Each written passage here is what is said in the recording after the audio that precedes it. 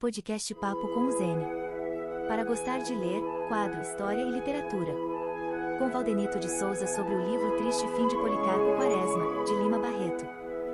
Bom dia, boa tarde, boa noite. Hoje nós vamos dar continuidade à História e Literatura com o Lima Barreto, Afonso Henrique de Lima Barreto. E, claro, continuando com o Valdenito. Oi, Valdenito. Bom dia, boa tarde, boa noite.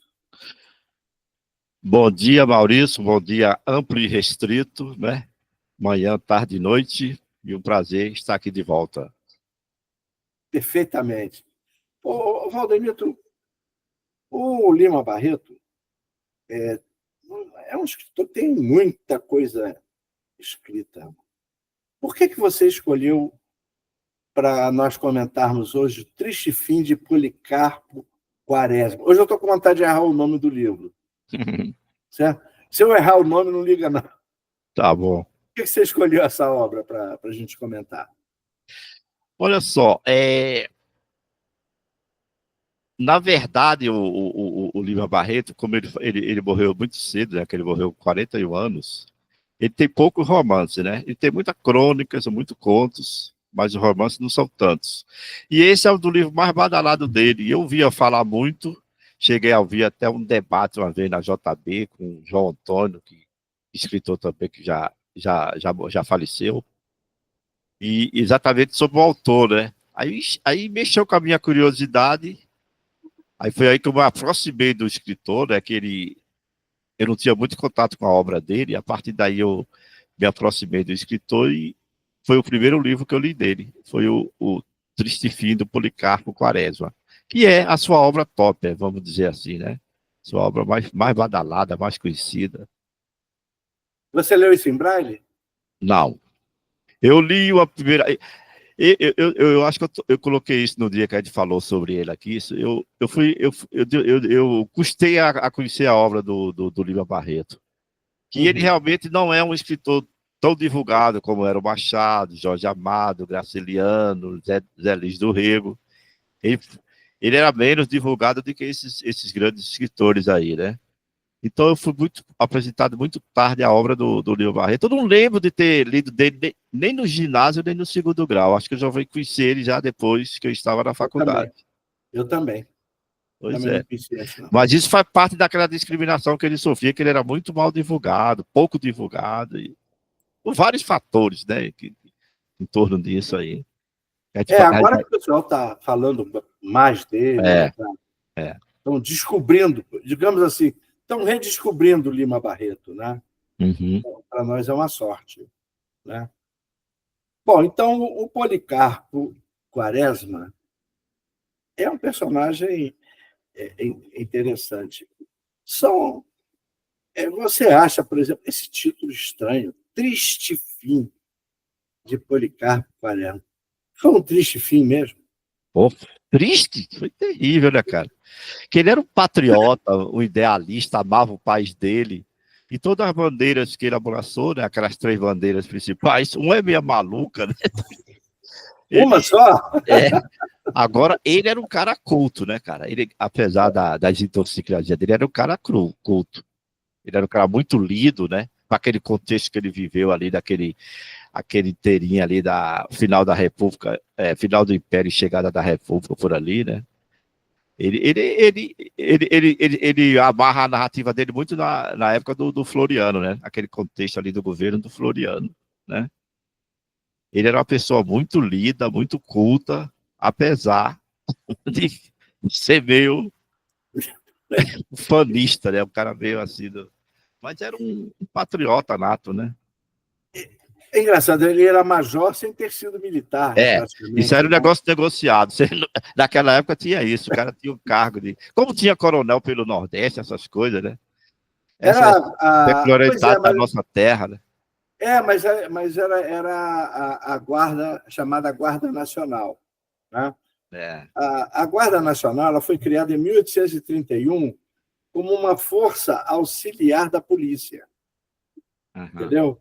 E aí, eles não tinham formação militar, e o maior posto era o de coronel. Uhum. Agora, o Policarpo não foi da Guarda Nacional. Ele trabalhou no Ministério da Guerra, né? Ele era o subchefe lá do Ministério da Guerra.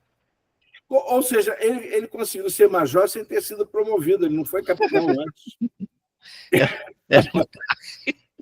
Mas é uma figura muito interessante que a gente vai destrinchar aqui hoje, né, cara? É um personagem fantástico, assim. Por exemplo, Triste Fim de Policarpo Quaresma. Você poderia também dizer que houve um triste fim de Lima Barreto?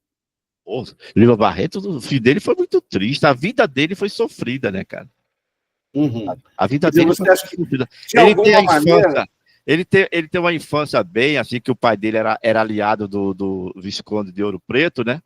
O Visconde de Ouro Preto foi padrinho do pai dele e padrinho dele. Padrinho de casamento do João Henrique, que era o pai, e depois virou padrinho dele. Então, o tipógrafo João Henrique teve uma vida boa, era homem de confiança lá do Visconde, que era uma espécie de primeiro-ministro, né, do imperador, né?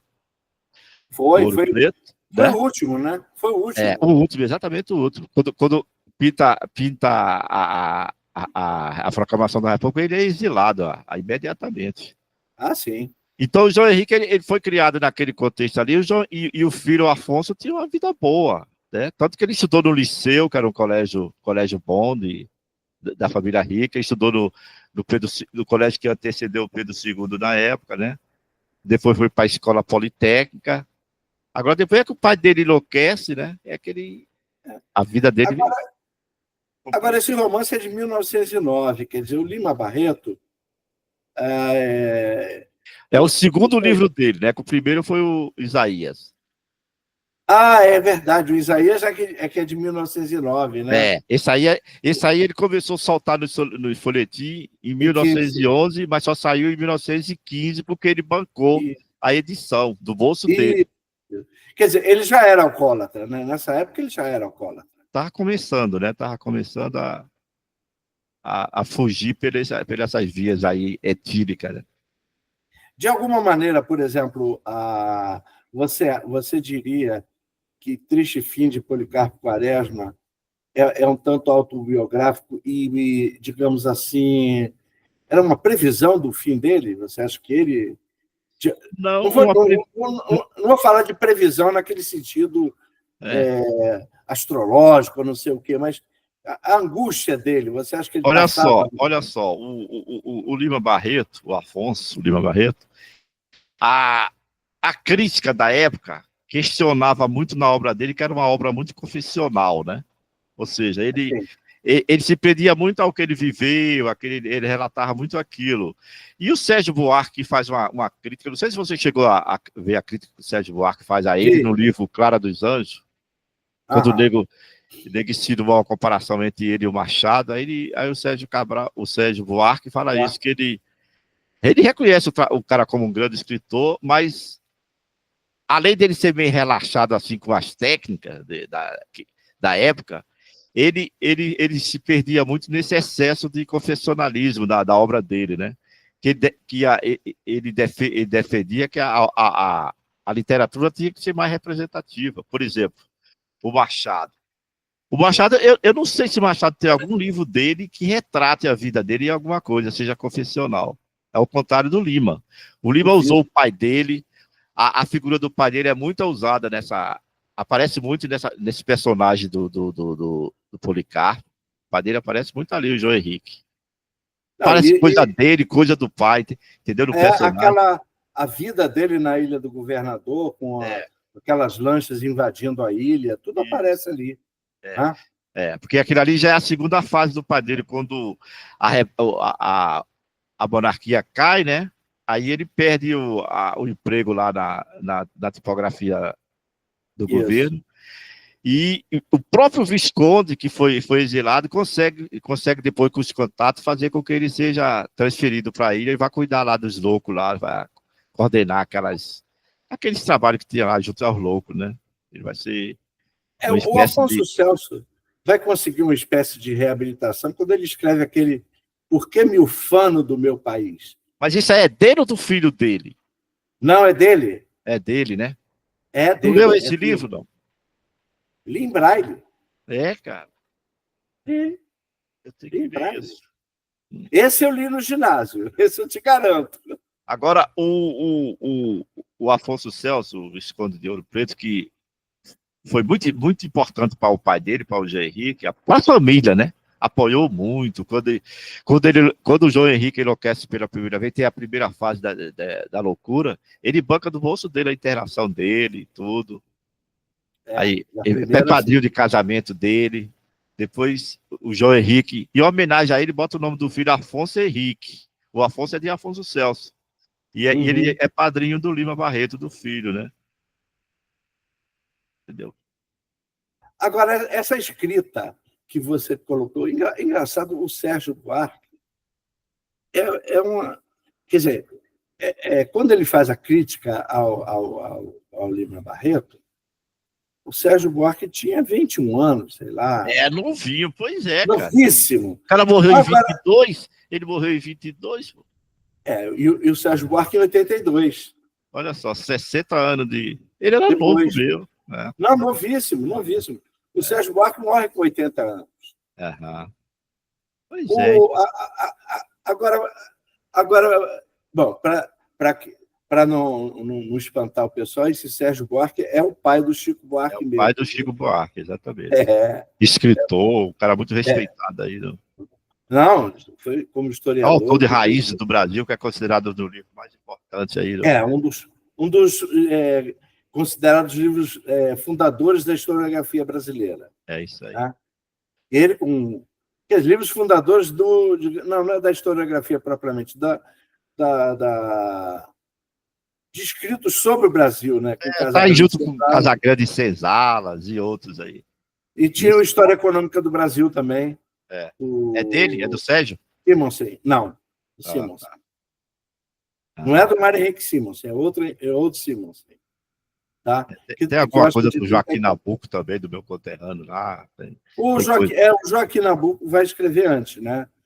Mas que vai escrever. Mas vamos voltar ao Major, então? Vamos, olha só. O que eu estava falando do Sérgio Buarque é que ele vai abraçar o modernismo. O que faz o modernismo? Exatamente. Quer dizer, o Sérgio Buarque critica o Lima Barreto por ser... Inclusive, ele foi considerado um pré-modernista. Né? Vai criticar o Lima Barreto por ser exatamente isso. Inclusive, o Lima Barreto foi convidado e não aceitou ir a São Paulo para... Ele chegou a ser convidado ou foi ignorado, cara? Isso é meio tenebroso. Existem contradições aí, controvérsias. Mas ele foi cogitado, sim. Ele foi cogitado. Porque ele trocou uma farpa lá com a rapaziada de lá depois. Trocou. Depois o pessoal elogiaram ele, se aproximaram um pouco mais, né? Mas olha aqui, o modernismo, quando ele aparece, ele fecha o ciclo do realismo, né? Ou é do simbolismo? Olha, ele rompe com todos eles. Eu sei, mas mal que dominava antes era o realismo do... Na poesia era o parnasianismo. Parnasianismo, Cruz Souza, né? Não, Cruz Souza era simbolista, né? O parnasiano era Olavo Bilac, Raimundo Correia. Entendeu? Quer dizer, mas aí o modernismo, inclusive, por exemplo, quando você... Mas teve de romance, era o realismo que existia mais, né? Sim. A Luiz da Azevedo, sei lá. Exatamente. O Aloysio com Cortiço, principalmente, né? Principalmente, porque ele já tinha aqueles toques de realismo com Mulato, por exemplo. Tá? Em Casa de Pensão, nem tanto, mas com Mulato, sim. Tá? Mas deixa eu só contextualizar um pouco aqui. Quando ele escreve o Policarpo, primeiro ele lançou Isaías Caminha, que foi a estreia dele, que ele conseguiu editar em Portugal, através dos contatos que ele teve. Aí teve um editor lá que se interessou e só conseguiu lá, que aqui no Brasil ele não conseguia. E o livro foi aquela bomba, né? Que ele fez aquela crítica violenta aos bastidores da imprensa. Foi, exatamente. Aquilo ali ele já não era muito simpático, aquilo ali piorou, né, que passou a odiar ele, né? Aquela crítica que ele faz ao Correio da Manhã, que era o jornal forte da época, denunciou os bastidores, a venalidade do jornalista que alugava a pena dele, a político, a personalidade. Ele varre mesmo os bastidores do jornal e identificou muita gente do Correio da Manhã ali. Então ele passou, que ele já não era simpático, ele passou a ser odiado ali, né, cara? E mesmo assim, ele continuou contribuindo com a imprensa. Né? Mesmo assim. Né? Então, a imprensa não elogiava o livro dele, falava muito pouco, apesar de o pessoal reconhecer que era um grande livro, mas ele tinha sempre aquela parte, alguns daquele que defendia ele, né? Ele tinha os amigos dele também, que ele era danado. Agora, ele odiava como é o pai do Preguinho, como é que é o nome dele? Pai do Preguinho? Preguinho foi o cara que fez o primeiro gol da seleção brasileira, Coelho Neto. O Coelho Neto era pai do Preguinho, é o cara que fez o primeiro gol pela seleção. E o Lima Barreto odiava ele, falava que ele era a figura mais nefanda da literatura brasileira. O Coelho Neto tinha aquela escrita pomposa, né? Eu nunca li nada dele, tá? Eu quero ler alguma coisa para conhecer. Se quiser, eu te mando, eu tenho. Aí ele começa a escrever o Policarpo, soltando em folhetim, em capítulo. O folhetim era muito forte naquela época, né? Isso. O pessoal adorava, via aqueles capítulo a capítulo. Muita gente fazia isso. Ele começa a soltar em folhetim, e só depois é que ele resolve bancar do bolso dele. Em 1915, sai o livro. Aliás, que ele fica pé da vida que gastou um dinheirão, mas ele achou mal feito, mal impresso. Ele ficou todo endividado para poder lançar o livro. Agora, ele tinha esse lance, cara. Ele era muito relaxado mesmo, pelo que se fala, se escreve. Ele diz que ele tem uma caligrafia horrorosa. Os papéis dele eram tudo solto, entendeu? Acho que a biblioteca dele era super organizada, cara. Era ultra organizada, mas ele era relaxado nesse ponto. Além da caligrafia ruim, ele escrevia naqueles papéis lá do lugar onde ele trabalhava, lá na Secretaria da Guerra, né? Aqueles papéis. Ele era todo assim, meio disperso nesse ponto, assim, né? Não era. E pegava os papéis e escrevia no verso. O Francisco Barbosa teve um trabalho depois para decifrar muita coisa. Ele e a Lília.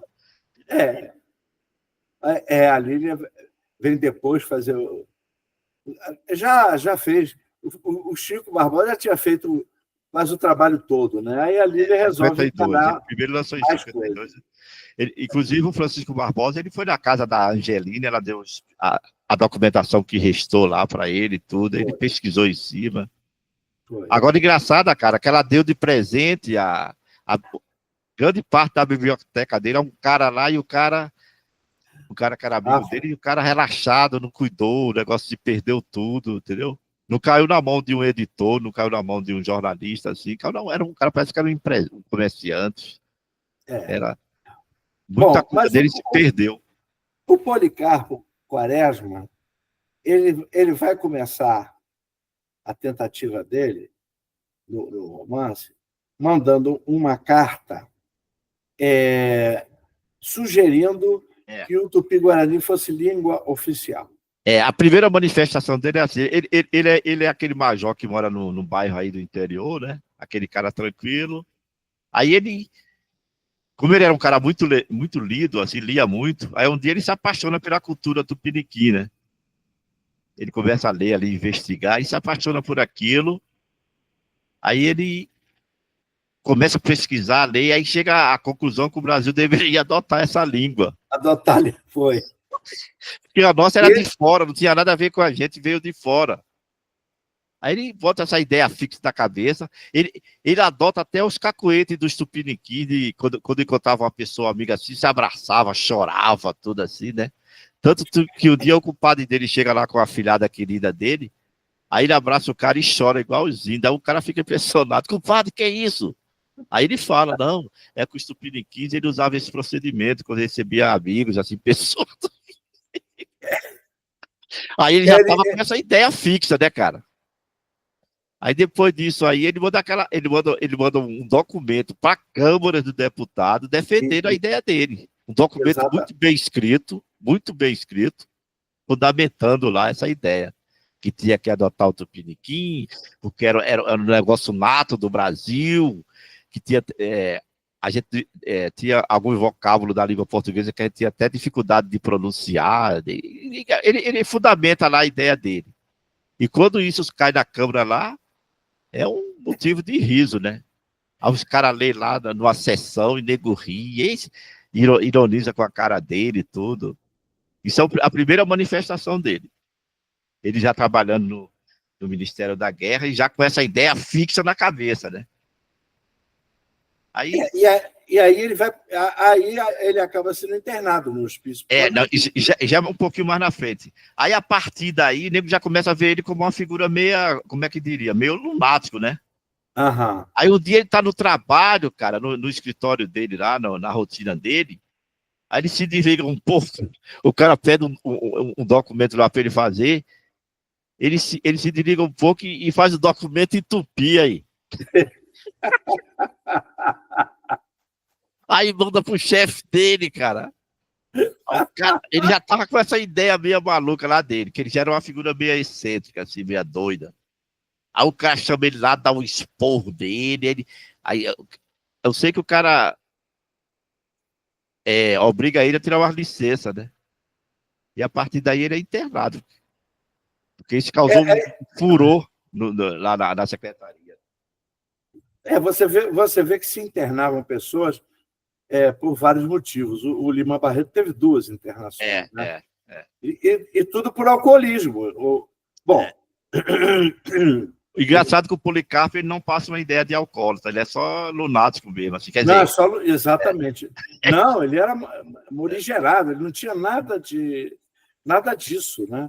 Aí ele passa os 6 meses lá no Pinel, ele recebe a visita muito da afilhada querida dele, a Olga, né?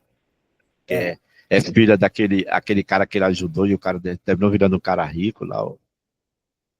Era um português que depois virou um empresário lá. Foi. E aquele grande amigo dele, que já é amigo dele, que é o Ricardo Coração dos Outros, que é o cara que dá aula de violão a ele, que ele, em determinado momento, ele cima de tocar violão, né? Já coroa com 40 e poucos anos. É isso. Aí convida o Ricardo para dar aula para ele. O Ricardo, que é amigo dele, passa a dar aula na casa dele. O pessoal admira, porque o violão naquela época era discriminado, era considerado instrumento de vagabundo, né? De vagabundo.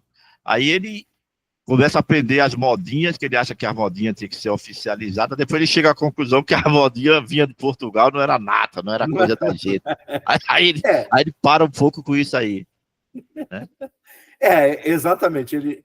Inclusive, ele vai participar de festas populares e não sei mais o quê, né? Até ele... Se ele estudasse um pouco mais, mas eu acho que o Tupi-Guarani merecia ser língua oficial, porque não o Brasil não teve só Tupi-Guarani, né? Mas a predominante foi ela, né? Sim. O litoral todo, praticamente, era Tupi-Guarani. Né? Mas o interessante é que ele participava de festas. Ele tinha o ciclo social dele, né, cara? Tinha. Agora, eu estava lendo Você releu o livro, você releu o quê? Essa apresentação nova agora, que tinha a apresentação da Lília? Foi isso que você leu? Não, eu li o da Antofágica e li os comentários da Companhia das Letras. Mas não é esse da Lília da Companhia da Letra? Então, você viu... Não, mas eu só li os comentários. Eu li pela Antofágica. A Antofágica tem uma vantagem que ela coloca notas. Cada capítulo do Policarpo, ele vai colocar notas explicando determinadas coisas que aparecem no romance. Entendeu? Mas olha só, então... termina o que você ia falar. O que eu ia dizer... o que eu ia dizer é o seguinte, que esse Ricardo Coração dos Outros, ele poderia ser uma digamos assim, uma lembrança de um outro que era amigo dele, o Catulo da Paixão Cearense. Então, o Ricardo poderia ser o Catulo. Ele era amigo do Lima Barreto, o Catolo? Eu li esse comentário lá. Não sei, isso aí eu não tenho essa informação. Pode ser uma por que não, né? Um tipo que ele criou ali. Inclusive o Coração dos Outros também acabou sendo convocado, foi um desastre. Isso já era a segunda parte aí. Então a primeira parte é essa, ele apresenta ele como esse cidadão do subúrbio, aí de repente ele começa a tomar aula de violão, se apaixona pela cultura do Tupiniquim e faz essa tentativa junta a câmara e depois faz começa essa maluquice lá no trabalho, aí nego cima que ele tá maluco, que ele tava continuar com esse interesse que tava maluco, aí acaba sendo licenciado e internado. Isso é a aí foi lá para o Pinel. A gente sabe que é o Pinel, né? Faz referência ao Benjamin. Aquele fato que o compadre dele passa e vê tocando violino. O padre e a sobrinha passam e os cegos lá no cego estão tocando violino, né? E já era o instituto ali na Exatamente. Era ali mesmo. Entendeu? Por isso que a gente saca que ali era que hoje é o Pinel, né? Exato. Porque ali foi originalmente era o hospício de Pedro II. O primeiro nome foi esse, Foi. Aí ele passa uma temporada lá, uns 6 meses, né? Depois ele é liberado, aí a sobrinha dele fala com ele, padrinho, por que você não compra um sítio e vai plantar? O senhor gosta dessa parte? Aí a próxima ideia que enche a cabeça dele. Ele acha que o solo brasileiro é o melhor solo do mundo, o Brasil tem que investir mais na agricultura. Ele começa a ler sobre isso e compra um sítio do Sossego lá. Compra um monte de literatura, começa a ler, pesquisar. Vai ele e a Adelaide, que é a irmã dele, morar no sítio. Né? Agora tu vê, ele era neófito nisso, de repente ele passa a ler, estudar, se apaixona, ele tinha isso. Ou seja, ele pegava uma ideia e ia fundo. Rompante mesmo, um negócio assim. Ele ia fundo, ele não dava colher de chá, não. Ele ia fundo. Aí ele leva um negro lá, um escravo que... Anastácio. Lembrei do nome dele. Que ele, na verdade, é um personagem que viveu lá na família do Lima Barreto, agregado da família lá. Então o Lima Barreto puxa ele para esse como personagem, encaixa ele ali como personagem. Aí no sítio ele começa a pesquisar, fazer as plantações, né? Aí começa... ele vai pegar na enxada junto com... ele vai na enxada, né? Felizardo, que era o empregado dele, e o Anastácio. Limpava. Que tinha sido escravo, né? Tinha muita disposição, mas não tinha cabeça, assim. Aí ele começa a fazer aquela limpeza, aí depara com o que depois? As saúvas. As saúvas... Começaram por invadir a cozinha dele. Não, começou a saúva invadindo a despensa dele, né? A despensa, Tem um dia que ele vai lá com a Vera na despensa, ele vê um barulho na despensa, aí ele vai lá com a Vera. Tinha saúva para tudo quanto é lado. Aí começa a subir na perna dele, ele sai... Agora, esse lance da saúva assim é uma correlação com um cara que teve aí no Brasil, que ele falou, ou o Brasil acaba com a saúva, ou a saúva acaba com o Brasil. De uma certa forma, ele faz um relacionamento com essa... Com o Saint-Hilaire. Né? Esse cara aí mesmo. Aí tem essa invasão da saúva, cara, ele começa a se debater com essa saúva. Mas antes disso, no meio disso aí, quando ele chega nessa região, aí tem aquele contexto político, né, do interior. Isso. Aí um dia ele recebe a visita de um cara lá que queria... O primeiro queria que ele... ficasse responsável por uma bancada lá de eleitores, porque ia ter uma reeleição. Aí ele não gostava disso, ele não quero não vou fazer isso não. Não queria nada de política, havia os governistas e os opositores. Né? Aí o cara, ele não queria nem um lado nem outro. Nem um lado nem outro. Aí o cara sai educadamente, mas fica ofendido com isso, e a partir daí ele começa a ser perseguido. Aí tem um dia lá que chega um soldado com a multa que ele foi multado por não ter pago não sei o quê, entendeu? Aí ele se envolve, acaba se envolvendo sem querer com aquele pessoal aqueles coronéis da região ali, da política. Aí ele sente, né, como é a perseguição, a discriminação dos pessoal que não tem terra, explorado pelos outros. Tudo isso ele vai assimilando, né? Aí vai perdendo a ilusão com essa outra bandeira dele. Você tinha, por exemplo, aquele empregado dele, acho que era Felizardo o nome do empregado, que trabalhava com ele numa boa, mas a pequena terra que ele tinha, ele não estava nem aí para ela, né? Ele não trabalhava a terra, e ele achava estranho que ninguém trabalhava a terra, ninguém. Só ele ali naquele município estava empenhado. Não tinha estímulo do governo, cara, não tinha dinheiro para comprar máquina, não tinha dinheiro para comprar nada. O cara, entendeu? Aí ele sente tudo isso na pele. E ele termina fazendo um relatório de tudo isso, né? Da negligência do governo, o abuso do pessoal da região que tinha os políticos dominantes, que de uma certa forma coibia o acesso do pessoal a verba que ia para ali. Ele colocou tudo isso no relatório, ia colocando tudo isso no relatório. E ele, agora, por exemplo, esse empregado dele, e com os habitantes que não cuidavam da terra, você, não sei qual é a sua opinião, não aproxima ele um pouco, porque ele e o Olavo Bilac tinham boas relações, né? Muito boas relações. Mas isso não aproxima, esse personagem dele não aproxima um pouco do personagem Jeca, do Monteiro Lobato? Jeca Tatu? Você sente alguma identificação? Tenho, porque ele coloca o cara como até trabalhava, mas não tinha muita assim, noção né? Não tinha muita noção da agricultura. Tinha ambição, não tinha nada. Nada. Era o cara neutro, assim, coitado. Desestimulado, né, cara? Aqueles caras cheios de verme, como era o povo do Zeca Tatu, né? Era muito desestimulado, não tinha um apoio, não tinha um plano assim que pudesse encaixar ele, né? Prometendo um dinheiro para ele comprar aquelas máquinas e progredia ali, não tinha isso. Aí o cara se entregava mesmo, entendeu? De uma certa forma tem essa relação, sim. Tanto assim que esse empregado um dia chega e diz para ele: amanhã eu não venho trabalhar. Aí ele diz: por que você não vem?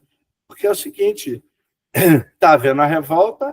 É quando a revolta está armada, né? Aí nem começa a pegar os caras à força. Aí chega para ele fugir. Ou seja, aquela conscrição, né, de convocação militar que começou no Império, né? O pessoal fugiu dessa. O nego fugia mesmo, o nego pegava a força, cara. Pegava a força. Que conseguia fugir, que conseguia, ele arrastava, amarrava e levava. Na Guerra do Paraguai teve muito isso. Muito isso. Teve demais. Os únicos que foram com uma certa boa vontade foram os escravos, porque o Pedro II prometeu que, ao retornarem, eles seriam libertos. Né? Alforria. E o Pedro II cumpriu a palavra. Isso aí foi, inclusive, um confronto do Pedro II com os proprietários de escravos. Tá? Agora, isso antecipou a República, né? A proclamação. Ajudou bastante. Né? Quer dizer, com isso, o pessoal fugia da convocação militar. E esse empregado também fugiu. Fugiu para o mato para ninguém achar. Largou a família para lá. Ele retratou isso, é uma forma dele retratar aquele episódio que existia na época. Então ele se decepciona nessa parte 2 aí, se decepciona com aquelas ideias agrícolas que ele tinha, que queria revolucionar a agricultura no Brasil, por causa da saúva, a politicagem da área, a falta de estímulo do governo. Aí é o tempo que explode a revolta da Armada, né? Isso. Acho que é a segunda, né? Parece que já tinha havido uma antes.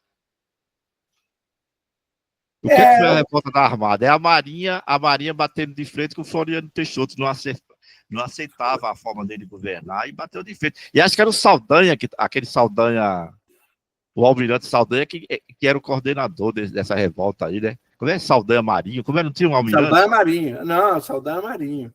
E essa revolta vai ter aquelas disputas no Rio Grande do Sul e Santa Catarina. Né?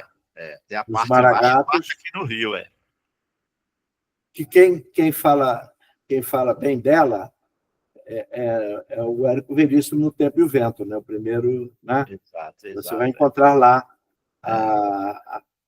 essa guerra lá no Rio Grande do Sul, né?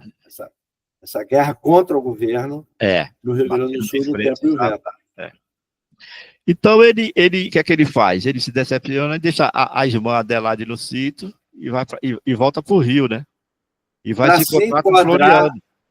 Exatamente. Aí ele vai ser voluntário. Ele, no primeiro momento, com as informações que ele tem, ele fica ao lado do Floriano, né? Aí o que é que ele faz? Ele vem para o Rio, aí vai se encontrar com o Floriano, tem uma dificuldade abessa de falar com o Floriano Peixoto lá na hora, aí consegue, aí engraçado é como ele descreve o Floriano, né? Diz que era uma figura desajeitada, e diz que ele era inculto, era uma pessoa rude também, como a maioria desses generais aí são, né? Não, o mais interessante é o seguinte, o que passou para nós na história do Brasil? Era o Marechal de Ferro. Pois é. Tá?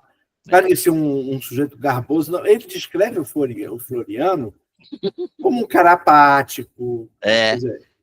Desajeitado, não tinha aquele perfil mesmo de líder. Não tinha nada. Tanto assim que ele entrega aquele relatório da agricultura para o Floriano, e o Floriano descuidadamente manda um bilhete e arranca a capa. Ele recebe assim seu menor interesse, bota aí na mesa, ele bota. Aí ele fala umas coisas lá, denuncia algumas coisas, ele vai passar um bilhete, aí tira um pedacinho do papel e escreve. Uma figura terrível, né, cara? Não, ele arrasa. Ele arrasa o Floriano. Arrasa. Não, ele bota ele lá embaixo mesmo. Aí o Floriano encaixa ele numa companhia lá, Cruzeiro do Sul, né? Põe ele como comandante, mas quem comandava era o tenente, né? Bota ele nessa companhia lá. Porque ele não tinha experiência de arma nenhuma, pô. Não tinha nada, né? Não tinha... Quer dizer, e ele mostra como é que era montado o exército. É uma crítica bem feita. A Armada feita, brasileira para combater a revolta da Armada. Quer dizer, era pior que amadores. Eles eram piores, eram péssimos o negócio. Aí ele visita lá o compadre dele, a afilhada dele e tudo, quando ele tá no Rio. Eu sei que ele chega a combater e é ferido, mas aí ele não dá muito detalhe não da batalha. Ele só fala isso. Que ele chega a ser ferido nos combates lá. Fica internado. Fica internado, aí depois o que é que o Floriano faz com ele? Bota ele como carcereiro na ilha do governador, para cuidar dos revoltosos. Como carcereiro, cara. Aí que ele vai lembrar do pai, né? Aí exato. Que ele vai lembrar do pai, da época que o pai era... Aí ele pega aquelas informações que ele viveu com o pai lá na época, que estava lá, que o pessoal da revolta roubava o gado dele, matava, comia, né? O pessoal que era contra o governo, né? Ali pela ilha, roubava muita coisa dele, até dos depósitos dos loucos eles pegavam, cara.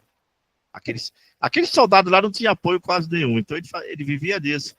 Pegava coisa, chegava lá no João Henrique, pedia comida dos loucos, chegou a matar até o boi de estimação do Lima, o Lima era pequenininho na época.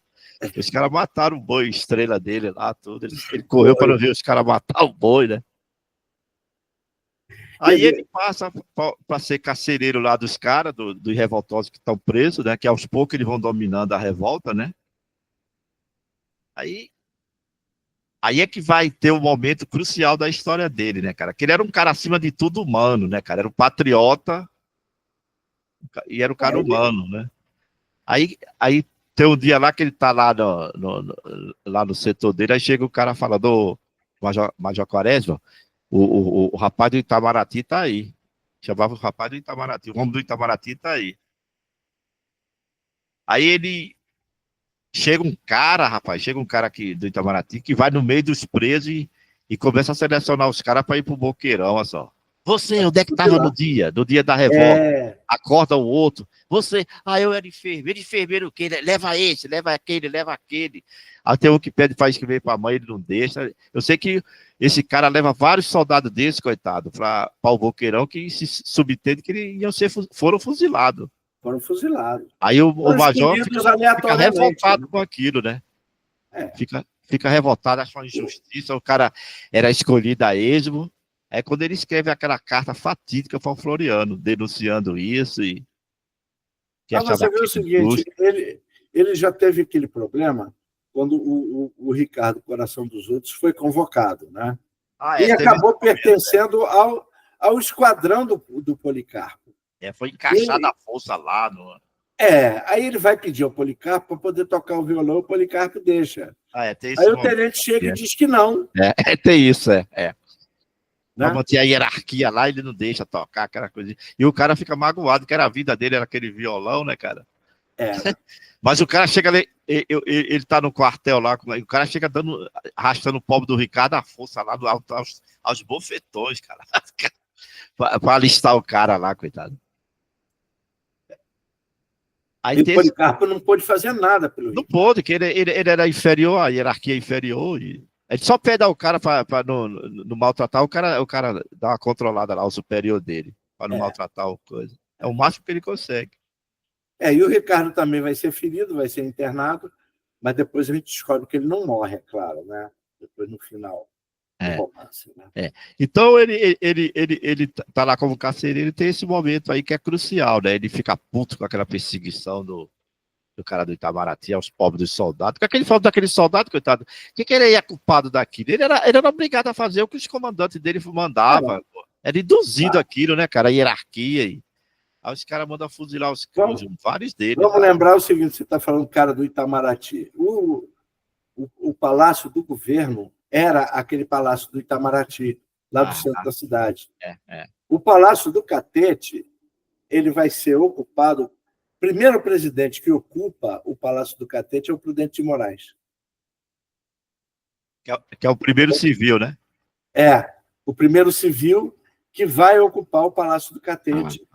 Né, que aí passa a ser a residência do presidente da República. Mas, quando começa a República, é ali aquele Palácio do Itamaraty, ali perto do Exército. Então, o homem do Itamaraty era o homem do palácio, era o cara indicado lá pelo palácio lá, né?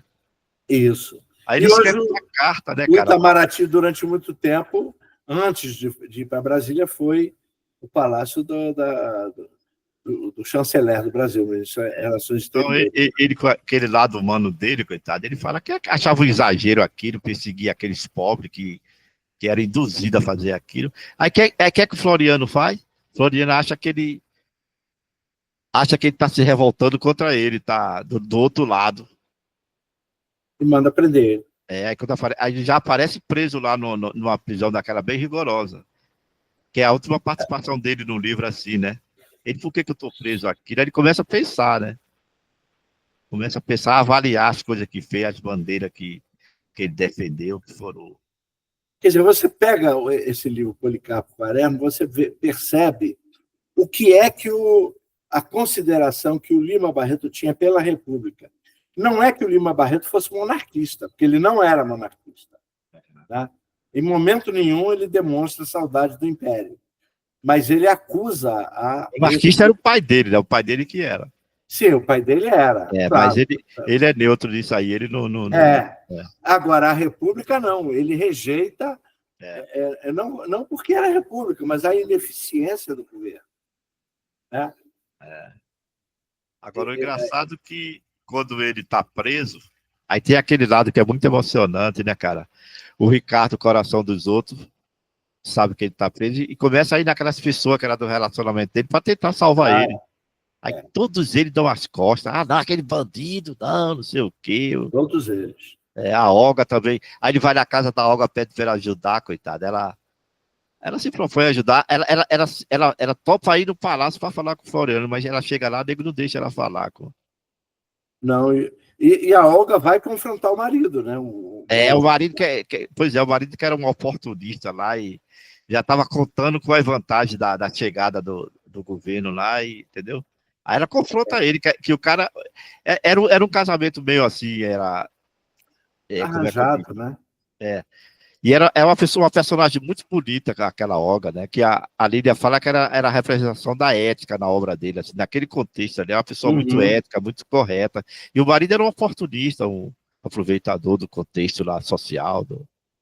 Aí, E o Lima Barreto vai colocar a situação da mulher de uma maneira muito interessante, né? Que a mulher é obrigada a ir para o casamento como uma semi-libertação, quer dizer.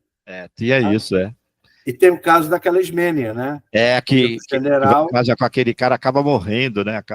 Que o cabra foge, o cabra fica noivo dela. O dentista lá foge. Dentista, a família forçou aquela situação para casar. O general, né? Era a filha do general lá. Exatamente. E aí ele mostra a fragilidade das mulheres, né, naquele contexto. E a Olga é uma exceção ali. Ela tem uma personalidade forte, e apesar daquele casamento, ela peita o cara na hora. E essa Ismênia enlouquece, né? Ela enlouquece e acaba morrendo. Acaba morrendo. Né? Dizendo o seguinte: eu quero ser enterrada com vestido de noiva. Aí exatamente, essa passagem. Ela se veste e morre com vestido de noiva. Quer dizer, então, ele coloca a opressão da mulher de uma maneira muito interessante também. Não, ele era um feminista nesse sentido, cara. Ele brigava pelos direitos da mulher, ele achava terrível a mulher, o cara bater na mulher porque a mulher traiu o marido, assim, né? Ele condenava essas coisas, tem que ver os dois lados, ele defendia isso em crônica e em outros textos também, entendeu? Ele era muito, nesse sentido, daí ele era muito imparcial. E agora o fechamento do livro é esses dois personagens belíssimos lá lutando para tentar salvar alguma coisa e não consegue nada, coitado.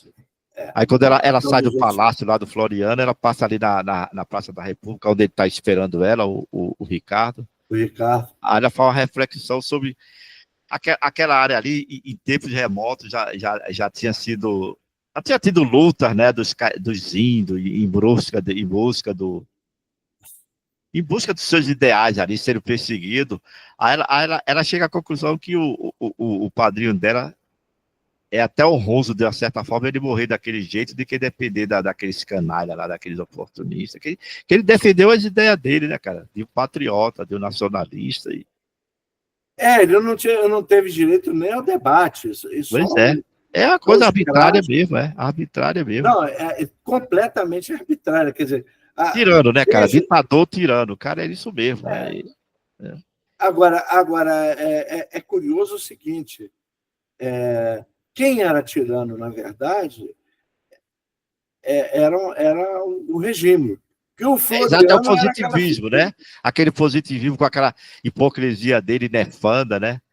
Aquele negócio de Deus e a pátria, que eles já tinham isso nessas coisas. Toda a hipocrisia, toda nefando mesmo. E do outro lado você tinha um patriota de verdade, um cara que dá a vida pelo país dele, pelo povo dele. Né? E do outro lado, o governo, o poder, que era o positivismo da época, que era a filosofia nefanda e real. Tinha outros componentes nessa filosofia, mas, por exemplo, os positivistas tinham umas concepções estranhas. Vou te dizer o seguinte: eles chegaram a fazer... Eles eram republicanos, tá? Mesmo, eles sempre foram republicanos. Mas o apostolado positivista do Brasil chegou a fazer uma proposta estranhíssima. Sabe quem é que devia proclamar a República no Brasil e ser o primeiro presidente? Pedro II. Tá. O cara da família deles lá, né?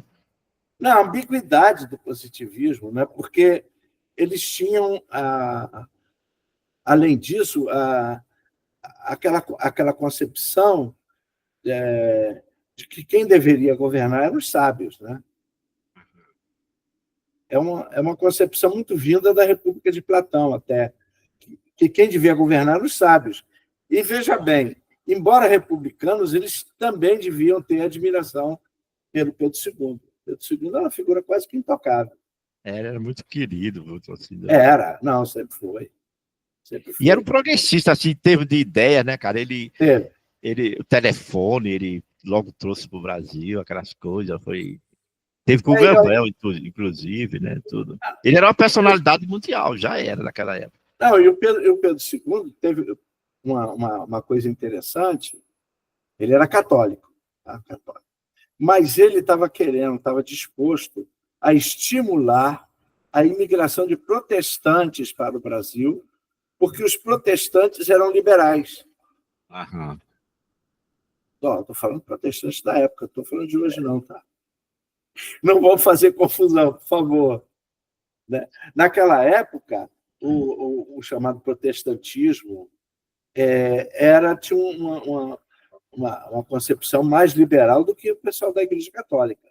A Católica defendia muito o império dela, assim, aquela... Não, era. Do Vaticano. Agora, olha só, aquele imperador romano, Marco Aurélio, como é aquela linha de pensamento que ele tinha que virou uma espécie de uma filosofia, um movimento? Ele era estoico. Não, ele era estoico, né? O Marco Estoico, Aurélio... né? O Lima Barreto tem muito disso, assim, ele cita muito. Ele abraçou esse movimento, assim, abraçou bastante, entendeu? Agora, o Marco Aurélio, claro, como imperador, ele era assim, ele era um imperador que escrevia as meditações, eu não sei o quê, mas por exemplo, uma das grandes perseguições ao cristianismo foi feita pelo Marco Aurélio. Ou seja, o pessoal é ambíguo mesmo, né? Aham. Ambiguidade a dar com pau o tempo todo, né? Entendeu? Eu não estou questionando se os cristãos mereciam ou não ser perseguidos. Eu questiono a forma da perseguição. Porque era o seguinte, era matar mesmo, não era simplesmente eu me oponho à tua ideia, ou não sei. Não, era morte mesmo. Perseguição com morte. Entendeu? Agora, a Lídia coloca assim, ela falando do livro do Policarpo, ela diz que era aquele negócio dos talvez, né? Que a filosofia dele, ele não completa nenhuma, coitado. O negócio da língua, a reforma agrária, o lado patriota dele, né? Então as bandeiras dele sempre eram interrompidas, nunca chegava. Nunca chegava a nada. É porque ele tinha uma concepção errada do que era o país dele. Ele achava que as ideias dele iam ser respeitadas, mas não era assim. O governo não é assim. O governo que for contra ele bate de frente mesmo. Principalmente militar desse jeito, ditado. De alguma maneira, ele vai ter o Policarpo como um camarada íntegro, mas ingênuo. Né? Íntegro, mas ingênuo. Ele ia romper com aquelas estruturas, o cara querer romper aquilo naquela época, coitado, é muita ingenuidade mesmo. Vou associar, aproximar, né, a figura do Policarpo ao Vitorino Paparrabo, que não era... Era de uma certa forma, contestava com aquela ingenuidade deles. Isso, era um contestador. Não, os dois são parentes do Dom Quixote, né? Assim, de uma certa forma. Ah, sim, de algum, sendo que o Policarpo, na minha opinião, era mais quixotesco do que o Vitorino. Né? Era mais do quê? Era mais quixotesco. Aham. Se parecia mais com o Dom Quixote, né? Se bem que o Policarpo ele tinha, digamos assim, propostas concretas. Ele era cerebral, cara. Ele era um cara dentro daquela maluquice dele. Ele tinha ideia. O Vitorino tinha aquele negócio no cavalo, bater de frente com o político. Ele era mais do lado do aquele jeito do Dom Quixote mesmo, assim. Talvez. O Policarpo era mais cerebral, assim, mas... Porque tu vê na hora que o nego recebe aquele documento dele na Câmara, que nego ri, chama de maluco, mas nego respeita como um documento bem escrito, cara. Bem escrito. Ele era um cara que tinha... Ele era líder, era um cara, entendeu? Ele conhecia. Não, era bem escrito, não tinha... O Vitorino Paparrabo, ele ficava mais naquele contexto ali dos engenhos, das coisas, né? Batendo contra os políticos. Ele não tinha aquela visão ampla de... Não. Entendeu? Não, e era um falastrão, né? Era um falastrão. O Policarpo não era exatamente um falastrão. Era mais discreto, mais discreto e pragmático. E defendia as ideias dele no contexto que ele via que dava para. Né? Eu acho que tem que haver, que a gente tem que produzir, porque o nosso solo é maravilhoso, e ele vai produzir. Né? Eu acho que a gente tem que optar por um governo forte, como o do Floriano, que foi o que ele considerou, e eu vou lutar ao lado do Floriano, quer dizer, ele se dispunha com boa intenção, né? Para tentar levar o relatório dele para ver se o cara acolhia aquelas ideias da reforma agrária, dos negócios. Ele era bem intencionado, coitado, só que o contexto é complicado, né, cara? Não, ele é isso, ele era um ingênuo, não conhecia a realidade do país, né? E o Lima Barreto mostra, digamos assim, um razoável desprezo pelo governo. Né? Provavelmente o Policarpo Quaresma teria ido esperar o Getúlio Vargas para marchar com ele. Né? Em 1930. Isso é uma ilação quase que absurda, tá? Que eu não sei nem se o Lima Barreto ia gostar do que eu estou dizendo. Acho que não. Desconfio que não. Mas, veja bem, muita gente também se dispôs a lutar ao lado do Getúlio Vargas, um pouco com o pensamento do Policarpo. Também, né? Agora, tu sabe um negócio que eu soube aqui outro dia, eu fiquei admirado. Aquele Góes Monteiro, que era o líder político, o líder militar da época, que deu suporte ao governo primeiro governo do Vargas, né? Não era o Góes Monteiro? Era. Tu sabe aquele Tenório Cavalcante, aquele maluco, que ele tinha uma metralhadora, que ele levava pra tudo que é lado, a Martinha? Não, Lurdinha. Lurdinha, exato, Lurdinha. Lurdinha. Tu sabe quem deu aquilo pra ele? O Góes Monteiro, cara. Foi? Agora, o Tenório... Foi um presente que ele deu pra ele, cara. E tu sabe o lance que houve na Câmara, que o Antônio Carlos Magalhães era um deputado novo na época, né? Aí discutiu com o Tenório Cavalcante, aí o Tenório Cavalcante se vou de apontar no dia para ele, disse que ele se urinou todinho. Não, o Tenório era doido, cara. Mas ele era muito inteligente, cara. O Tenório era muito inteligente. Tu chegou a ver ele falando assim em entrevista? Cheguei. Não peguei, não. Não, cheguei. Ele era articulado todo assim, Articulado, advogado. Inclusive, o Tenório Cavalcante, não sei se você conheceu o caso Dana de Tefé. Sei. O advogado Leopoldo Heitor. Quem defendeu o Leopoldo Heitor foi o Tenório Cavalcante. Ele era o quê? O Leopoldo Heitor era uma espécie de advogado da Dana de Tefé. Né? Certo. E ele foi acusado de ter morto a Dana de Tefé. Só que ninguém conseguiu provar isso. Nunca. Porque o Leopoldo Heitor também era muito inteligente. E quem passou a defender o Leopoldo Heitor foi o Tenório Cavalcante. Teve isso, eu sabia não. Teve.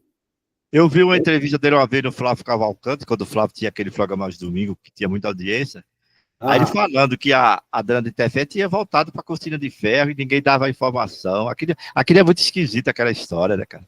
Diz que ele matou ela por causa um dinheiro que ela tinha, né? Ouro, joia, não sei o quê. Foi o que disseram, mas ninguém provou. Ninguém provou, pois é. Nem a favor, nem contra. Nem contra, nem a favor. Não, nem a favor, nem contra. Agora, ele teve um filho dele, tu soube dessa, o filho dele que assediou a menina aí, a menina meteu a faca, matou ele? Não soube não. O filho do Leopoldo Heitor, era advogado também. Soube. Filho do Leopoldo Heitor. O Tenório era um cara articulado também, assim, bem... Muito articulado. Mas o filho da mãe apoiou o golpe militar na época, né? Sim. Deve ter apoiado. Né? Até eu apoiei. Tinha 17 anos, eu apoiei. É verdade. Você detestava o Jango também, cara? Eu era lacerdista. Você? Eu, Vitor Alberto. O Guri, o Wesley também, né? Todos nós éramos lacerdistas. Era por causa da lábia dele e a oratória dele, né? Fantástico. O Lacerda era um incoerente, cara. Não pode se candidatar. Se candidatar, não ganha. Se ganhar, não governa. Que isso, cara? Isso é pior do que um fascismo. Não, ele era um golpista, né? Um golpista. O DN era golpista. revista. Era um grande administrador, que ele provou que foi um grande governador, mas Pô, era ceboso, o bicho era nojento. E ele nunca tinha administrado, né? Ele resolveu ser governador da Guanabara e mostrou o que era. E marcou época, né? Foi aterro do Marcou, Flamengo, marcou. Santa Bárbara, fez coisa para Dedéu. Não fez. E você vai ter a linha vermelha depois. Não era o traçado original, linha vermelha e linha amarela. Já eram traçados pensados na época do Carlos Lacerda. Mas, de uma certa forma, com os pobres, ele fez aquilo que o Pereira Passos votou do Bota Fora, né, cara? Ele tinha a ideia de jogar toda a favela lá para a Cidade de Deus, lá fazer uma...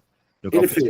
Para aquilo, né? Ele fez. Ele pegou Antares, né? Criou Antares em Santa Cruz, né? E a Cidade de Deus em Jacarepaguá. Isso ele fez. Agora vamos voltar ao nosso homem que está lá no divã, o nosso Policarpo.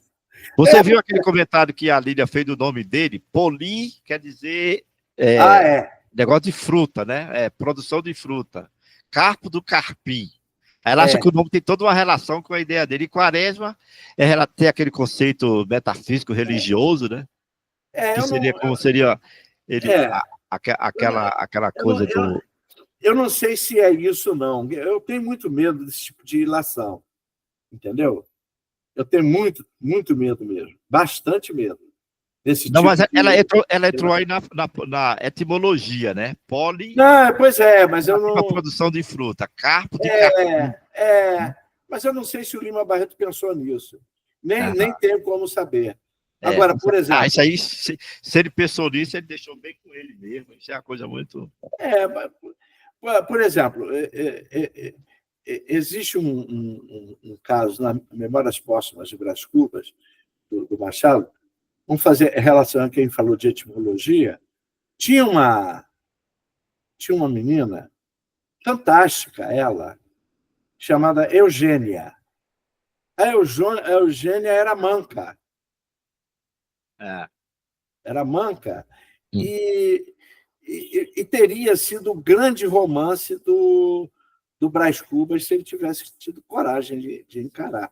Inclusive, tinha uma frase famosa, né? Por que bela se manca, por que manca se bela? Né? Era uma frase. E por que eu citei o nome Eugênia? Ele vai colocar o nome de Eugênia, ou seja, eugenia, numa menina manca. É a ironia do Machado. Mas essa é conhecida. Agora, a ilação da Lília, eu não fecho com ela, não. Entendeu? Só fecharia se eu tivesse indícios muito fortes de que isso pudesse ser verdade. Entendeu? E veja bem, pode até ser. Pode ser, mas eu não sei como é que agora, só a gente levantar um negócio cronológico aqui. Ele nasce em 81, e esse livro aí, aparentemente, ele começou a escrever em 2011. Olha a idade, hein? 19 com 11. 30 anos. 30 anos. Muita maturidade literária, né, cara? Já tinha. Mas, rapaz, esse cara ia fazer muita mais coisa, porque ele morreu muito cedo, rapaz. O Machado viveu mais 30 anos que ele, cara. 30 anos ele ia fazer muito mais coisa. Quase 30, quase 28. Machado morreu com 69 anos. Porra, ele teve uns 30 anos, em torno de 30 anos. Não, ele poderia ter feito. E ele morreu no auge, né, cara, da idade dele, o Lima, né? No auge da carreira literária dele. Você já entrou nos contos dele? Eu só leu assim? Li muitos contos dele. E as crônicas? Também li. Li bastante crônica dele. O Lima tinha essa característica de ser sarcástico o tempo todo. Pois é, a linha também do Machado. Ele tinha, sei lá, ele tinha o humor dele também, o sarcasmo dele. Só que o Machado é o que a gente chama de morde e assopra. O Lima não, o Lima confrontava mesmo. O Machado não, o Machado... O Lima, ele era o inquisidor das almas dos personagens, ele ia, entendeu? O Machado era aquele, como você falou, ele assoprava e... ele fazia isso. Muito esquivo, né? O Machado é muito esquivo, muita coisa assim ele deixa para o... Esquivo. Agora, uma coisa que eu não gosto do Machado é quando ele tenta interagir com o leitor, rapaz. Apesar não, da eu amo leitura do Machado. seu, eu acho aquilo chato. Não, eu não sei, eu gosto do Machado. Não, eu gosto, eu adoro ele também, acho um É. gênio também. Mas tem essas coisas que eu não gosto, entendeu? Você não E gosta? alguns textos dele que ele fala aí, que ele começa a querer conversar com o Eu não. personagem e o leitor. Isso eu acho uma Inclusive, viagem muito, muito doida. você vai encontrar ele falando muito com as leitoras. Leitora, apesar da Porque leitura. quem lia muito romance eram as mulheres. As mulheres eram as grandes consumidoras de romance. E, por exemplo, Brás Cubas também foi escrito como folhetim. Aham. Né? E, quer dizer, era um hábito da época se escrever folhetim. O Luiz Azevedo também fez. Agora o Lima Barreto, ele era muito genioso, né, cara? Ele odiava o João do Rio. Ele odiava. Tanto que no Isaías, ele quando faz a crítica violenta ao Correio da Manhã, ele simboliza, ele leva o João do Rio para um personagem lá, onde ele arrasa com o personagem. Assim. Chama o cara de elefante, de macaco, de não sei o quê. Quando o João do Rio morre em 21, ele vai tentar, pela terceira vez, a candidatura dele à academia. Mas depois ele desiste, ele mesmo desiste. Ele tentou 3 vezes. 2 foi indicado e na terceira ele desistiu. Ele se lançou, mas ele retirou. Ele não foi até o fim. E ele fazia muito ataque também ao Machado, mas ele depois reconhecia. Aí o Sérgio Buarque acha que era ciumeira dele, sabe por quê? Porque quando ele faz o levantamento, o próprio Lima faz o levantamento da biblioteca dele, muito bem organizado, porra. A Lília mostrou isso lá, você viu na biografia dela? Não, por exemplo, a Lília acha que o Lima Barreto vai contestar o Coelho Neto porque ele acha que foi destratado pelo Coelho Neto. Tem um lance desse também. O cara fez uma crítica a ele lá, um negócio que ele não gostou, e a partir daí ele guardou. Não, e ele marcou de conversar com o Coelho Neto. O Coelho Neto tem um chá de cadeira nele, né? Pesado e não atendeu. Né? Aí, alguma crítica que ele faz ao Machado, ele fala que o Machado os personagens dele não tinham alma, era esquivo. Não tinha alma, mas quando ele faz o levantamento da biblioteca dele, o nego acha lá vários livros do Machado. Do Machado. Era uma ciumeira, uma espécie. Isso é aquele negócio do ego também, né? Os dois grandes numa mesma época, aí começa aquela.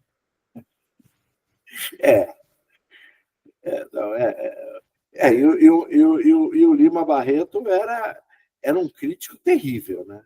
Ele Arguto, né? Aquela observação dele, Arguto. Os contos dele, o Homem que Sabia Javanês, meu amigo, aquilo ali é terrível. É uma destruição da burocracia da República. Ele vai pegar a burocracia. E dos pistolões, né, cara? Daquele pessoal que sobe pro pistolão. Isso. Ele é uma crítica violenta. Né? Não, ele vai.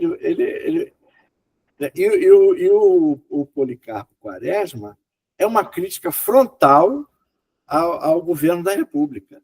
Veja bem, não é a República, é a administração republicana. E eu acho que é o positivismo que estava empregado ali também, aparece muito. Uma crítica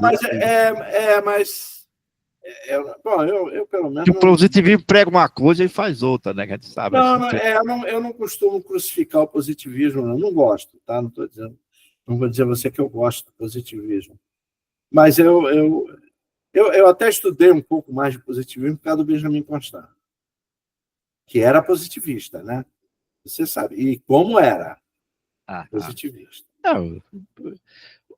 Mas, pois é. Era a bandeira dele. Não, era. Ele era um apóstolo do positivismo. Era. Tinha divergências com o apostolado do Brasil, né, do Teixeira Mendes, do Batista Campos. É Batista Campos? Sei lá. Não é Batista Campos. Deixa para lá. Mas o Teixeira Mendes era. Né? E o Miguel Lemos. Eram os dois apóstolos que se consideravam mais positivistas que todos os positivistas possíveis. Né? Agora, qual foi a época daquele Mauro Montanha lá no Benjamin? O Mauro Montanha, ele é do século XIX e entra pelo século XX. Mas ele foi professor do Benjamin, né? Foi aluno também. Ele era deficiente? Era cego. Ele era cego, é? E o Mauro Montanha era italiano. Ah, tá. E tem uma outra coisa que eu disse que eu acho que Mas até qual é a falei época dele? Os anos 30? Qual é a época dele? antes. Caraca, Eu então acho é que bem ele no vai início. acho que ele vai até os anos 20. Eu acho que eu disse isso na minha defesa de mestrado, que eu tinha raiva do Mauro Montanha, porque ele, na verdade, se chamava Maurício. Ah, você falou outro dia. E era italiano, ele era italiano. Aham. Mas voltando ao nosso amigo, que ainda continua ali no divã, então, coitado, é uma pessoa que a gente tem respeito por ele, né? Foi um patriota, uma pessoa do bem, mas não deu, né? Não. Era por isso é que nós estamos falando do Hermes, desse pessoal. Exatamente, O pessoal tá fazendo umas ilações aí, né, cara? Não, aqui, entendeu?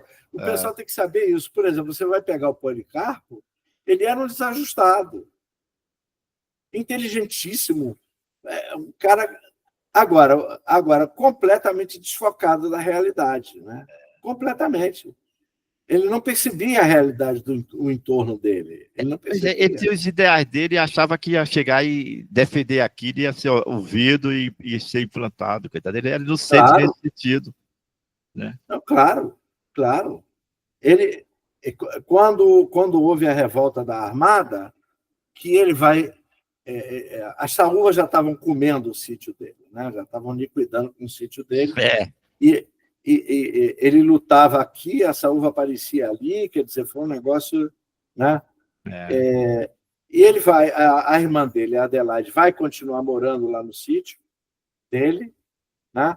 E ele embarca para o Rio para ser voluntário do Floriano. Vai ter o lance dele conversando com a Adelaide, a colheita dele, tem uma colheita que ele faz lá, aí vai avaliar o valor, os caras querem comprar por um preço bem abaixo, né? Ele começa a se decepcionar com aquilo, não tem estímulo. Não, aquilo tudo ali foi juntando. Ele procura os mercados, né? Você vê que ele teve o pragmatismo de gerar um relatório e levar para o Floriano. Ó, Floriano, a gente precisa mexer nisso aqui, o filho da mãe nem deu. Você é um visionário. Você não. Todas as propostas do Policarpo eram desse tipo. Né? Quando ele resolve que o Tupi-Guarani devia ser língua oficial, né? Ele se fundamenta. Ele aprende Tupi-Guarani, ele aprende. Ele fala, por que a gente vai usar batata inglesa se a gente pode ter batata no Brasil? Entendeu? Quer dizer, ele era ingênuo, não compreendia a realidade do entorno dele, mas ele sabia o que estava... Né? Ele tinha cultura, lia. Quando ele não compreendia a realidade mais política em torno, né? Ele até sabia dos problemas. Agora, a parte política, a parte do... Ele era bem inocente em relação a isso. Ele achava que tudo existia pelo ideal. Né? Era o ideal que dominava. Que o Lima Barreto vai querer demonstrar. Não? Eu nem acho que o Lima Barreto defendesse o Tupi-Guarani como língua nacional. Tudo bem, entendeu? Ele só vai querer dizer o seguinte... Que é uma metáfora, uma figura que ele usa ali para mostrar o lado patriota. O fanista, cara. Exatamente. Entendeu? E o Lima Barreto tinha umas posições estranhas, mas, por exemplo, hoje em dia o pessoal está levantando, está sentindo que havia, digamos assim, algum nexo nas maluquices do Lima Barreto. Por exemplo, condenar o futebol. Né? O seu Corinthians, por exemplo, na mão do Lima Barreto, ia sofrer muito. Não, mas aquele protesto dele foi muito naquele contexto da época, porque naquela época os negros não jogavam, entendeu? Era mais a elite, entendeu? Aí ele achava que era macaquice importada, porque era privilégio para a elite, cara. O negro não jogava futebol, não, era mais a elite. Era elite. Aí ele contestava. Se ele tivesse visto o progresso do futebol, ele ia mudar aquilo, tanto ele como o Graciliano. Provavelmente. Bom, isso também já é uma ilação nossa, a gente não sabe, mas provavelmente o futebol hoje é outra coisa, né? Assim como, por exemplo, o Carnaval Carioca, né? Ele vai começar... Você deve ainda ter alcançado as chamadas grandes sociedades, né? Que desfilavam terça-feira de Carnaval. Na sociedade eu não peguei essa época, não. Isso acho que é os anos 60, né? Isso aí era o Carnaval antigo, né? Que a escola de samba já é do final da década de 20 aqui no Rio de Janeiro, né? Que ela vai começar por baixo. Depois é que ela vai ser capturada pelo pessoal em cima, pela elite. Mas quem era o grande desfile eram das grandes sociedades. Aham. Agora, olha só. Você não leu Gonzaga de Saida, não, né? Ainda não, vou ler. Esse é um personagem para comparar depois ele com o Policarpo, é bem interessante fazer que é outro estilo, entendeu? Era um cara que protestava também contra essas coisas importadas assim, mas ele não botava a cara a tapa como o Policarpo botava. O Policarpo era o que a gente chama de radical, né? Era um radical. Ele ia mesmo. Ele queria ser um revolucionário, só que ele não teve suporte para isso, né? Que as ideias dele eram revolucionárias. Que ele queria mudar o que estava ali mesmo. Exatamente. Só que... Agora, você vê o seguinte, você vê como é que é a concepção ambígua. Ele era um revolucionário e apoiava o Floriano com um governo forte. Quer dizer, o que não quer dizer que a Revolução não tem um governo forte. É porque aquilo ali era o início da República, de repente ele tinha alguma expectativa em relação à República, né? Tinha. Aí depois ele vê, como ele entra e começa a participar, ele vê como eram as pessoas que estavam comandando, como era... Aí depois o cara começa... Não tinha nada. Aí você vai ver qual era o ideal do marido da Isabel, né, que era a afilhada dele, né? A Olga. Todos eles... A Olga, desculpa. Eu não sei porque que eu achei que era Isabel, cara. E o pior é que eu não achei hoje, não. Eu já achei antes. Que era Isabel, tá? Eu já troquei o nome há muito tempo. O ideal do cara era aquilo, ele se adaptaria ao contexto e tirar proveito daquelas situações ali que tinha. Tem muito esse tipo assim de pessoa. Não, né? e ele vai colocar a República Nascente de Floriano nesse nível, só tinha oportunista. E voltando aqui, você vê o seguinte, quem era o Floriano? O Deodoro vai sair do governo ainda em 91, né? Ele é eleito em 91, ele fica uns 6, 7 meses no governo, e o Floriano assume. E ele vai ganhar o epíteto de Marechal de Ferro. Tá? E, no entanto, o Lima Barreto não descreve o Floriano de maneira muito agradável, não. Quer dizer, ele detestava o Floriano. Que é interessante. Provavelmente, lembrando-se até um pouco da infância dele, né? Que o pai dele teve que deixar a ilha por causa do Floriano, né? Então ele deve... Agora o Floriano morreu logo, ele morre em 1905, né? Não, ele não fica muito tempo, não. Não fica muito tempo, não. Agora o engraçado é que ele que dá o golpe no Deodoro. Aí ele alega que o Deodoro tinha mandado fechar o Congresso, não sei o quê, só para dar o golpe. Depois que ele dá o golpe, prende até o Rui Barbosa, pô. Caraca. Não, aí ele vai ser o primeiro ditador. Agora, o que é muito interessante no Floriano é que você vai ter a eleição em 94 e entra o primeiro civil, que é o Arthur Bernardes, e ele simplesmente deixa o poder. Mas ele já devia estar doente, que ele morre logo em seguida, pô. Não, mas aí é que está. Ele vai deixar o poder ainda com saúde. Quer dizer, ele não reivindica continuar governando. Você tá mas entendendo? Eu acho que ele já estava doente, cara. Senão, ambicioso do jeito que ele era. Mas por que o Exército aceita? Tá. Isso aí é outra... Mas peraí, onde é que entra o Hermes? O Hermes da Fonseca vai... Não é depois de Floriano, não? Em 2010, em 1910. Então ele é depois de Prudente? Eleito. Não, ele é eleito.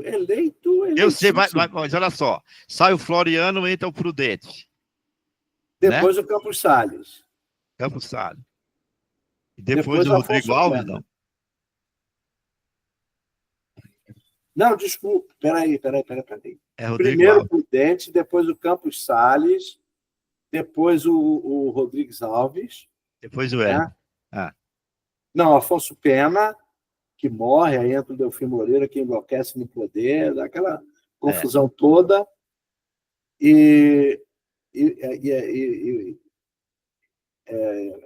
Antes assume o Nilo Peçanha, quem morre é o Afonso Pena. Aí vem o Nilo Peçanha, Delfim Moreira, que aí sim, aí entra o Hermes da Fonseca, a eleição de 1910. 1910, aí é que tem a revolta da Chibata. Tem a revolta da Chibata. Que não tem, a rigor, nada a ver com o governo do Hermes da Fonseca. Não, é um negócio da Marinha lá, é uma coisa pontual. Ela se dá no governo do Hermes da Fonseca. Né? Mas eu acho que é isso. Eu acho que o Floriano, ele ficou logo doente. Ele ficou de o quê? De 91 a 94, é isso? No poder? 4 anos. E vai entrar o Arthur Bernardes. E olha, o Arthur Bernardes, aconteceu um negócio interessante. O Arthur Bernardes, ele vem de trem e desce sozinho na Central do Brasil e vai até o Palácio do Catete, desacompanhado. Então, quando ele entra no palácio, ninguém nem conhecia ele. Agora, olha só, o Saldanha Marinho, esse cara aí que... Almirante Saldanha Marinho. Deve ter sido cabeça da revolta da Armada, né? Ele depois... Será que ele foi exilado? Porque parece que os grandões se esconderam no navio, eles só pegaram os pequenininhos e mataram um monte. Depois eles anistiam todo mundo, isso aí é... E depois tem o lance dele que parece que ele é eleito, aí quando ele vai, aí lá no Congresso ele fala, isso aí não é a república do meu sonho, eu vou embora, e largou tudo e foi embora. Teve muita gente que se desencantou com a república muito cedo, né? Você vai ter um livro do Zé Murilo de Carvalho chamado Os Bestializados, que é baseado na frase de um republicano histórico que foi o Aristides Lobo. Ele vai pronunciar essa frase: o povo assistiu bestializado à proclamação da República. Nem sabia que estava sendo proclamada uma república. Isso aí o Lima Barreto também... O Lima Barreto acaba dizendo isso. Ele fala, o Machado fala isso também num conto dele. Tá o pessoal tudo jogando gamão. O cara, ei, o que vocês estão fazendo aí? Acabaram de proclamar a República. Aí os caras param assim, olha e continuam jogando. O Machado ironiza bastante. E o Gonzaga de Sá, o cara falou, Gonzaga, o que você está fazendo aí? Não tem mais expediente. Proclamaram a República. Ele falou, mas que República? Qual delas? E vai embora para a oficina dele fazer um negócio que ele queria voar lá, uma das maluquices. Eu tenho que ler, porque já me disseram que, de alguma maneira, o Gonzaga de Sá é um pouco autobiográfico. Né? Que é um literato frustrado. Né? O Lima Barreto se julgava frustrado. E era, né? Era discriminado. No início, pela pressão do pai dele, ele queria ser engenheiro civil. Aí quando ele vai para a escola politécnica, começa a levar a bomba lá. E o que ele gostava era de ler filosofia na biblioteca. E além de ser negro, né? Ser negro é meio complicado, né? A mãe dele é que era... a mãe dele, cara, que morreu cedo, mexeu muito com ele a morte da mãe dele. Sim. A mãe dele morre com ele com 7 anos, né? A Amália Rodrigues. A Amália Rodrigues é outra. É a cantora, né? É a Amália Augusta. Não sei como é. Augusta Amália Augusta. Ele nasceu bem, cara. O problema dele foi depois, ao contrário do Machado de Assis.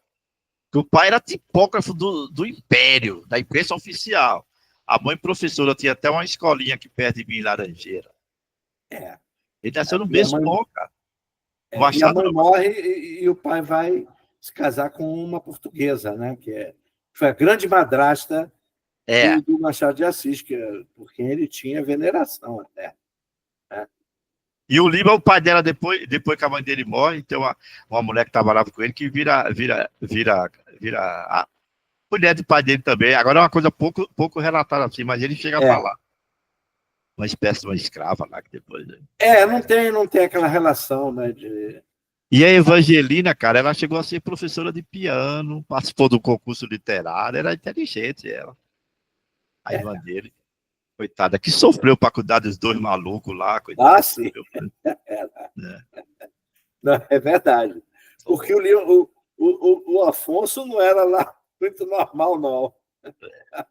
Ele era tão. O negócio dele estava tão lá dentro, cara, que ele, quando ficou noivo dela, aí ele ficou preocupado da condição dele, não dá para manter o padrão de vida legal para ela, né, para a mulher dele. Aí é a primeira interação dele, cara, ele fica meio doido, tem os acessos. Aí ele é internado, tanto que o Afonso Celso banca do bolso dele. Isso é a primeira manifestação de loucura. Aí depois é quando ele passa lá para comandar aquele pessoal lá na ilha, que ele tem aquele negócio do relatório, que ele acha que o relatório não fechava, aí ele vai achar que vai ser culpa dele. Aí ele fica com aquilo na cabeça, acaba enlouquecendo com aquilo. De novo. E depois o relatório, a oposição levanta o relatório e viu que o relatório estava perfeito, não tinha nada, era tudo da cabeça do pobre. Ele era um cara muito honesto, muito sério, assim, muito. Esse era o problema dele. Né? E você vê que o Lima Barreto vai manter a mágoa com o Policarpo Quaresma, é a expressão da mágoa do Lima Barreto com a República. Né? Volto a dizer, não é que ele fosse monarquista, mas ele não gostava dos governos republicanos. E depois que ele vê a República, que aquilo que fizeram a propaganda não tinha nada a ver, era mais da boca para fora, ele começou a virar nada a ver. Violento. E ele arguto, como é que era, com o olhar arguto dele, ele mete o cacete mesmo. Denuncia mesmo, mostra as palhaçadas, as picaretagens. O pessoal vai pegar a ideia republicana, inclusive de Benjamin Constant, o publicano francês. Né? Não, que o nosso Benjamin Constant ele tem esse nome exatamente em homenagem a esse publicano francês. Né? Então, a ideia de república era um regime perfeito. E aí os positivistas vão abraçar a ideia republicana nesse sentido. Então, você vai ter esses republicanos, Bocaiúva, Aristides Lobo, o próprio Benjamin Constant é um republicano tardio. Tá? O Benjamin Constant vai se declarar republicano em janeiro de 89. Ele não tinha coragem porque ele tinha muita estima por Pedro II. Enquanto o Império estava dominando, ele era um cara. Ele adorava o Dom Pedro. Não, adorava. Ele chegou a ser professor dos filhos do imperador, tá entendendo? Ele tinha estima pelo imperador. Né? Aí o que o pessoal vai pensar? Que a República ia necessariamente ser aquilo que era apregoado como República. E aí, quando assume o poder no Brasil, não é nada disso. É um governo péssimo, corrupto. Então, de repente, se o Dom Pedro tivesse proclamado, teria uma outra linha. O Dom Pedro tinha a imprensa, veja bem, ele era um democrata. Tanto assim que a imprensa carioca chamava ele de Pedro Banana e ele nunca prendeu ninguém. Democrata, humanista, ele era um cara. Democrata. Além de um intelectual, que ele era muito culto. Né? Era. Você sabe que uma viagem que ele fez aos Estados Unidos, aquele líder Cheyenne é uma parte, todo sentado, ele estava andando no trem lá, o Pedro II, ele interceptou o trem para falar com o Pedro II, para que Pedro II pedisse ao governo americano para liberar as terras dele, entendeu? Ser mais humano com as terras. Ele chegou a procurar o Pedro II, para tu ver a importância dele, cara. O índio todo sentado lá dos Estados Unidos. Teve isso. Ele teve uma projeção interessante. Né? Então, cara, você acha que a gente fechou aqui com o nosso amigo? Desconfio. Eu desconfio. E aí eu faço aquela pergunta de sempre. Você teria alguma coisa mais a dizer? Não. De repente a gente não abordou, porque olha que... Não, quase 2 horas, cara. Quase 2 horas, né? Eu me arrependo e me culpo de não ter conhecido o Policarpo mais cedo, cara. Assim, eu queria ter conhecido ele lá pelo ginásio, me aprofundado mais na obra do Lima Barreto, entendeu?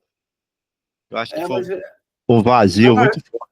Nós tínhamos nossas limitações na época, né? Que nós não tínhamos, na época, como superá-las. Mas o próprio CBL, eu acho que só tinha medo. Eu não sei se tinha coisa dele gravado, não. Não, também não. Nem o pessoal da Fundação Dorina. Pois é, ele era marginalizado mesmo, cara, com aquela... Sempre foi. Visão de contestador dele era... Ele não...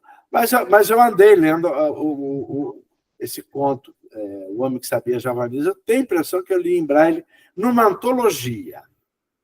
Eu não li um livro do Lima Barreto propriamente, mas em antologia de conto eu tenho a impressão que... Mas é um barato, aqueles 2 caras conversando lá no bar, né, cara?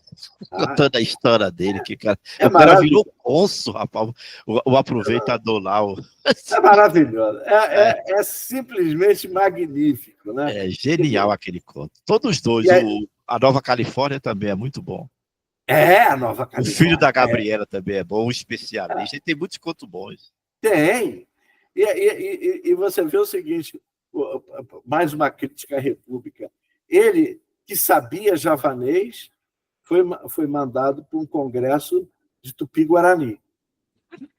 Aí ele disse, mas o governo já me pediu desculpa, e disse que vai me mandar para um congresso de línguas orientais.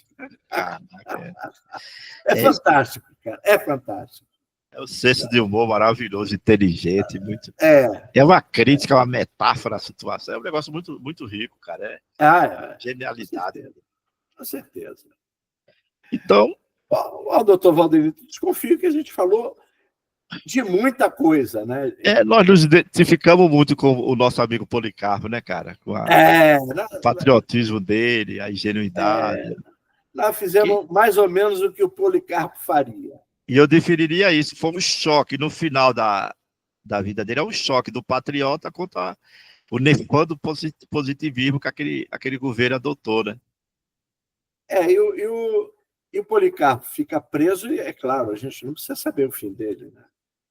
Ele ficou preso e acabou.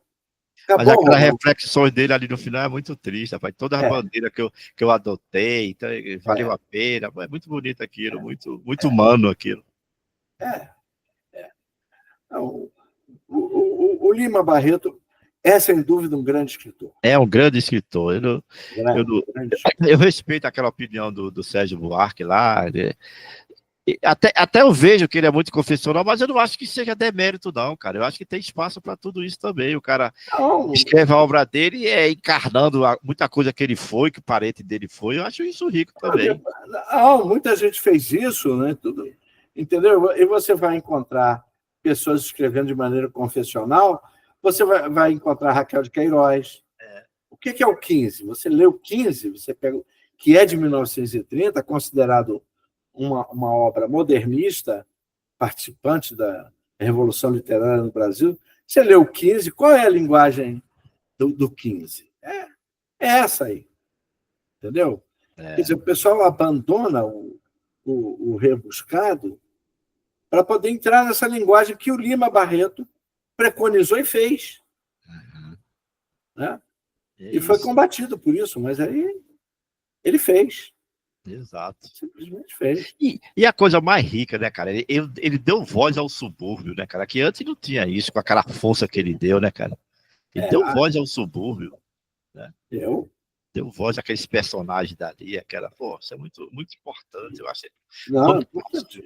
Eu adoro o Lima Barreto e fico triste de não ter entrado mais cedo na obra dele. Mas nunca é tarde aí. Não, nunca não. Eu espero que você viva até os 150 anos, como eu vou viver, Dá tempo da gente ainda resgatar até outros autores que estão por aí. É isso aí, é isso aí. Né? Então tá, né? Então, Fechamos aqui, um abraço aí, obrigado aí pela oportunidade. E parabéns pelo seu projeto aí, que tá cada vez melhor. Bom, Valdenito, só me resta agradecer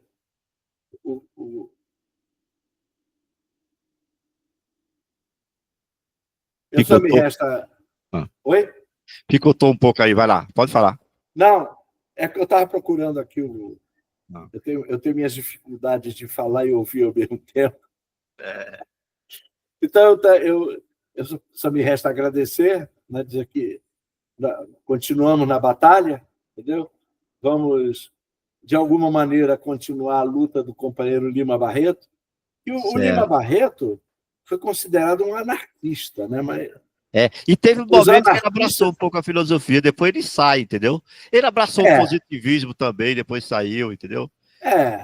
E depois ele fala que, de uma certa forma, valeu a pena, que ele ficou conhecendo, mas ele não era obrigado a seguir aquilo. Isso faz parte da caminhada do cara. Exatamente.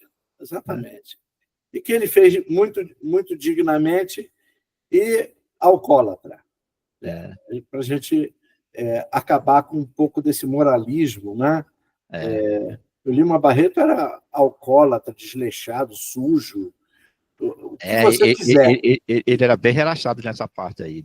E um grande escritor. Ele era... Não é? E um grande escritor. Então... Aí, tem aquele lance que ele tá no bar com o cara falou, a cachaça tá acabando com os literatos brasileiros, né, Lima? Ele falou, não, quem acaba com os literatos é a burrice, não é a cachaça não, cara. Exatamente. Joga essa indireta para ele e ele responde. É isso aí, viva o Lima Barreto, foi fantástico. Viva Lima Barreto. Quem não conheceu, procure conhecer, que só vai ter alegria e muita coisa, e muito conhecimento, muita sensibilidade, é muito bom. É isso aí. É isso aí. Então, pessoas, de dar aquele nosso recado, inscrevam-se no nosso canal, dá aquele like. Vamos dizer, tem um amigo que era mais democrata do que eu, disse, dá o dislike também, não dá dislike não, por favor, dá só o like. E aqueles que gostaram desse papo com o Valdenito, recomendem fervorosamente aos amigos, mas quem achou o Valdenito um porre, um chato, um Lima Barreto, mais ou menos, recomenda fervorosamente aos inimigos, que eles também merecem assistir o companheiro Valdenito de Souza. Nós somos, acima de tudo, democrata, é isso aí. Democrata, exatamente. Então, até, pessoas.